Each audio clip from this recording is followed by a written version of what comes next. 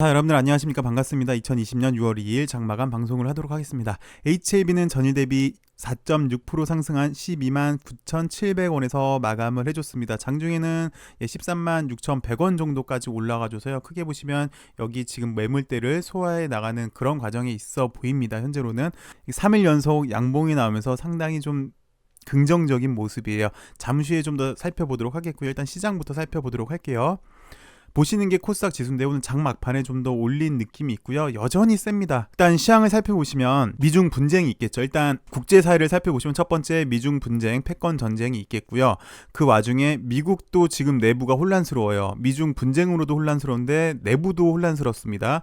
중국 역시 분쟁으로, 미국이랑 분쟁으로 시끄러운데 홍콩 쪽도 시끄러워요. 결론은 국제시장이 뭐랄까 약간 혼란스러운데 혼란스러움에도 불구하고 시장은 이렇게 좋습니다. 그 얘기는 유동성의 시장의 힘이 정말 대단하다라고 생각이 드는 시장이고요. 크게 보시면 바이오 그리고 언택트로 해서 시장이 약간 여기에 편중이 돼서 그다음에 순환매가 빠른 그런 시장의 모습을 좀 보여줬거든요. 오늘도 마찬가지예요. 보시면 순환매가 상당히 빨랐어요. 조선업도 좋았고요. 금융 쪽도 좋았어요. 근데 좀 제가 눈에 들어오는 건 뭐냐면 여태까지 바이오 쪽은 셀트 애들, 그다음에 삼바 애들, 그리고 녹십자 애들 요쪽이 좀 바이오를 이끌어줬어요. 그리고 뭐 알테오젠도 마찬가지고 SK 바이오랜드 요쪽 일부 편향된 바이오 업종에서 약간 좋았던 느낌이었는데 오늘만 놓고 보시면 바이오 내에서도 순환매가 형성이 되는 것 같아요. 이를테면 오늘 차바가 마지막에 상한가를 갔더라고요. 차바, 앱클론 얘도 거의 뭐 상한가 언저리까지 갔다 밀렸다만, 그리고 헬리기,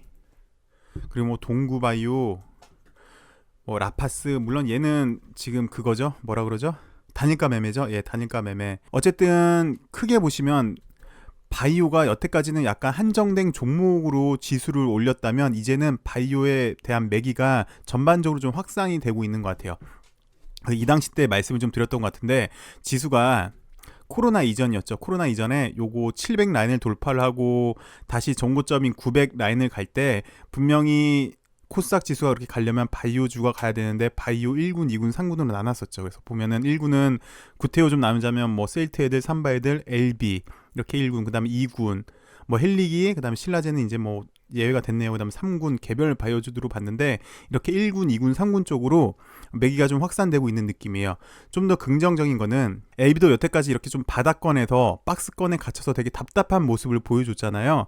그래서 나름 이제서야 고개를 들고 이렇게 나오는 이런 모습을 보여주고 있는데 아무래도 바이오 내에서도 순환매가 좀 도는 모습이 저는 긍정적으로 보여집니다. LB한테도 분명 수급이 올 차례가 다가올 것 같습니다. LB는 오늘 장중에 13만원까지 갔었었는데요. 매우 양호합니다. 여기 일단 매물대를 좀 소화를 시켜야 되는 느낌이고요. 예전 같았으면은 이 박스권의 때 모습이었으면은 이렇게 양봉이 나왔어도 이때도 보시면 장대 양봉 다음에 요 위에서 놀았어야 됐잖아요. 그때 좀 약간 약한 모습이었는데 지금은 좀 더 강한 모습이죠. 역시 박스권을 돌파하고 나니까 좀 탄력적인 모습으로 보여지는 느낌입니다. 현재로서 HLB는 가장 큰 이슈가 일단 무상증자 이슈가 있어요. 그래서 이제 개인적으로는 내일 정도까지도 좀 좋다가 한 번 정도는 꺾일 수도 있을 거는 같습니다. 근데 꺾인다고 해도 여기 11만원 언저리 이 라인은 지켜줄 것 같아요. 왜냐하면 그동안 강력했던 저항을 돌파를 했잖아요.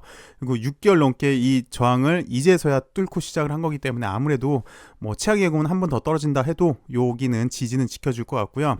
최근에 무상증자 나왔던 애들 한번 살펴보도록 할게요. 바이오에서 일단 KPS가 최근에 무상증자 결정을 했죠. 아마 이 당시 때 무상증자를 결정을 해서 이렇게 올랐다가 권리락이 이날 걸렸어요. 그러니까 무상증자 기준일 -2일 이날까지 갖고 있으면 무상증자를 받을 수 있는 건데 얘 같은 경우는 보니까 보유일 날 좀 올랐고 보유일 전전날 보니까 이렇게 떨어졌다가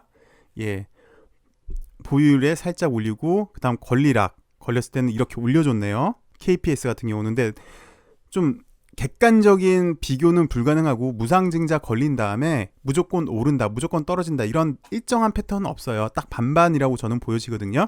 근데 일단 LB 같은 경우는 무상증자를 10%밖에 하질 않아요. 근데 KPS 같은 경우는 200% 무상증자를 해가지고 아무래도 착시 효과가 좀 더 컸던 것 같아요. 그래서 권리락이 걸렸는데도 불구하고 더 오른 케이스고요. 매드팩토도 최근 예, 무상증자를 발표를 하고 얘 같은 경우는 이때 발표를 한 것 같아요. 무상증자 발표하고 보니까 쭉 우상향으로 올려줬어요. 그리고 호재 공시도 올려줬는데 얘 같은 경우는 100% 무상증자를 했습니다. 이날 보유를 했으면 무상증자를 받는데 얘 같은 경우도 착시 효과가 일어났고 더 올렸죠. 걸리락 걸려서 이렇게 형성이 됐어요. 지금 보여드린 거 KPS랑 매드팩토는 최근에 있었던 무상증자 했던 애들의 모습을 보여드렸는데 LB가 저렇게 될지는 모르겠습니다. 저게 일반적인 패턴이 아니기 때문에. 근데 최근에는 저렇게 두 개는 일단 걸리락 때 올렸는데 LB 같은 경우는 10%밖에 무상증자를 하지 않아요. 근데 매드팩토 같은 경우는 100% 무상증자를 했고 KPS 같은 경우는 200% 무상증자를 했는데 글쎄 봐야 되겠죠. 매드팩토나 아니면 KPS처럼 저렇게 무조건 우상향으로 갈지는 좀 봐야 되겠는데 일단 추세 자체는 일단 상방향으로 좀 살렸기 때문에 한번 살짝 꺾인들 한들 재차 올릴 수 있는 그런 수급인 것 같아요. 그리고 사실 어저께가 상당히 좀 중요한 날이었잖아요. 어저께로서 이제 정확히 이 박스권을 돌파를 했는데 매번 말씀을 드렸지만 이 박스권 돌파하는 게 HLB는 가장 큰 이슈였어요. 근데 어저께 박스권을 돌파해서 제 생각으로는 1차 변곡점이 어저께였어요. 어저께 상당히 의미 있는 날이었어요.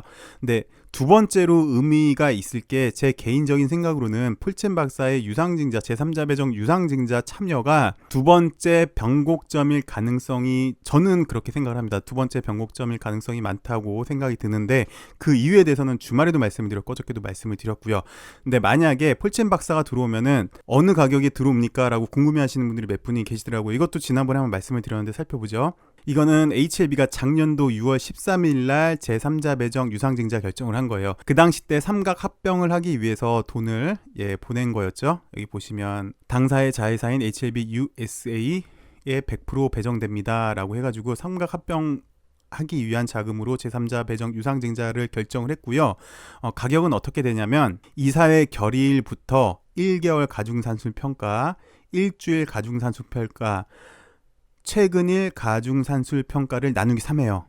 그거랑 그 다음에 요거랑 비교를 해요. 그래서 낮은 가격.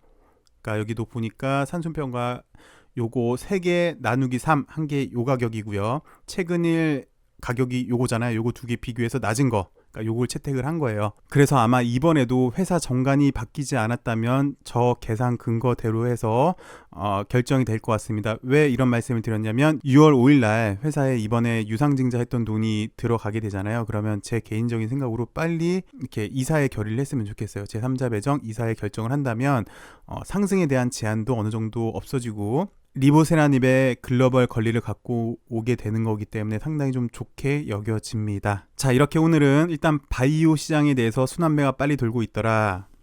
그리고 두 번째는 최근에 무상증자했던 종목들을 한번 살펴봤고요. 세 번째로는 폴첸 박사가 들어오면은 그 가격 근거는 뭐가 되는지에 대해서 한번 살펴봤습니다.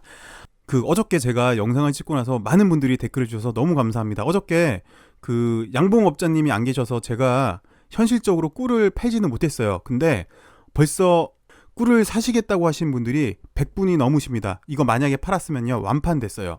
감사드립니다. 너무 감사드립니다. 저는 예상했을 때 10분 정도도 못 사시면 어떡하나 라고 생각을 했는데 물론 가상 매매긴 하죠. 가상 매매긴 하는데 100분도 훨씬 넘는 분이 10병 이상 사시겠다고 하시는 분들이 많이 계셔서 감사합니다.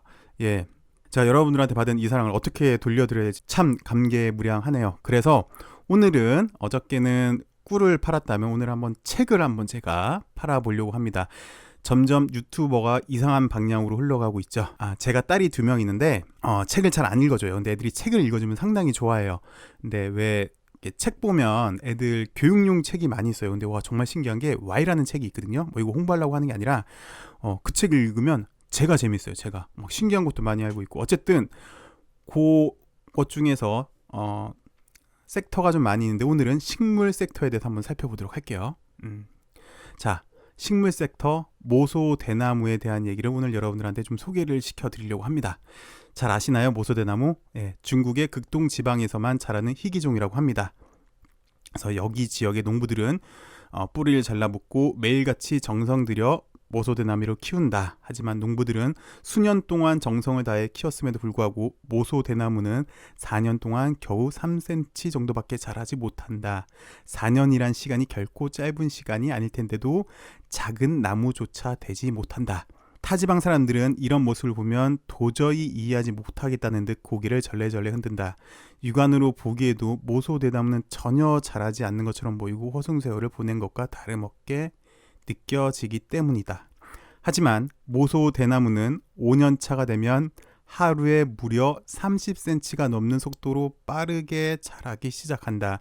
그렇게 한 달 반 사이에 15m 이상 자라게 되고 그 자라는 순간 그 자리는 순식간에 빽빽하고 울창한 대나무 숲으로 변한다.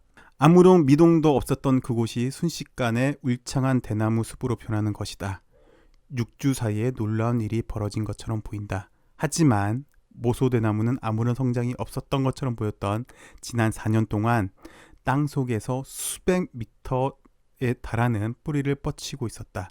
모소대나무가 폭발적인 성장을 할 수 있었던 데에는 4년이란 시간 동안 조용히 그러나 꾸준히 뿌리를 내렸던 시기가 있었기 때문이다. 결코 하루아침에 이루어진 일이 아니다. 자, 오늘은 모소대나무에 대해서 읽어드렸는데 왜 제가 이 말씀을 드렸냐면 보시다시피 모소대나무는 남들은 꾸준히 계속 자라요.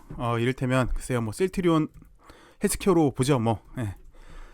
셀케도 보시면 이때부터 꾸준히 자랐어요. 이렇게 꾸준히 여기 35,000원부터 시작을 해가지고 약 10만원 꾸준히 이렇게 올랐어요. 우리 LB요. 예, 꾸준히 제자리에 있었어요. 꾸준히. 근데 모소대나무도 꾸준히 그 자리에 있었던 게 아니라 자기는 더 높게 올라가기 위해서 그 밑에 뿌리를 계속 확장시키고 있었던 거예요. 주변에 영양소를 다 빨아 먹으면서 한 번의 기회가 올 때를 기다린 거죠. 그리고 때가 되면 무섭게 폭발적으로 성장을 한 겁니다. 모소대나무가 괜히 큰 게 아니었어요. 4년 동안 철저한 준비를 갖췄기 때문에 성장을 할 수가 있었습니다. LB 역시 마찬가지라고 생각이 듭니다. 리보세라닙 외에 새로운 무기들을 장착을 했습니다. 어필리아도 마찬가지고 이미노믹도 마찬가지고요. 리보세라닙 하나로도 충분히 좋은 무기가 있음에도 불구하고 더 좋은 무기를 장착을 했습니다. 분명히 때가 된다면 좋은 흐름을 보여줄 걸로 예상이 돼요. 그리고 예전에도 말씀을 드렸는데 종목마다 특이점이 있어요. 얘 같은 경우는 LB 같은 경우는 딱 보셔도 탄력이 되게 커요. 이렇게 올라가는 탄력이 상당히 좀 큽니다. 이렇게 큰 수급이에요. 그래서 좀 조심스럽게 우리 LB도 이번에 모소대나무처럼 뿌리를 제대로 박았다면 그리고 이제 때가 잘 맞는다면 분명히 이 당시 때보다 더 좋은 그런 흐름을 보여주지 않을까 싶어서 이렇게 말씀을 드렸습니다. 기왕에 어저께 또 박스권도 돌파하는 좋은 시그널이 나와서요. 이렇게 말씀을 드렸는데 어찌되었건 사람의 목숨을 살리는 소중한 약을 만드는 우리 LB잖아요. 그래서 소중한 약이 나와서 세상을 좀 더 밝혀주는, 그래서 더 이상 아픈 사람이 없는 그런 세상을 만들어주는 LB가 되기를 바라겠습니다. 그리고 이번 유상증자도 마찬가지인데 주주님들이 잘 인내해 주시고 좋은 투자를 하셨기 때문에 분명 LB는 더 좋은 성과를 내지 않을까, 저는 그렇게 생각을 합니다. 오늘도 시청해 주셔서 감사하고요. 더 좋은 남은 하루 좋은 하루 되시길 바라겠습니다. 그리고 제가 내일 죄송한데 일이 좀 있을 것 같아요. 그래서 장 끝나고 곧장 영상을 못 올릴 것 같아요. 저녁쯤에 올릴 것 같으니까 이 점은 좀 양해해 주시기 바라겠습니다. 감사합니다.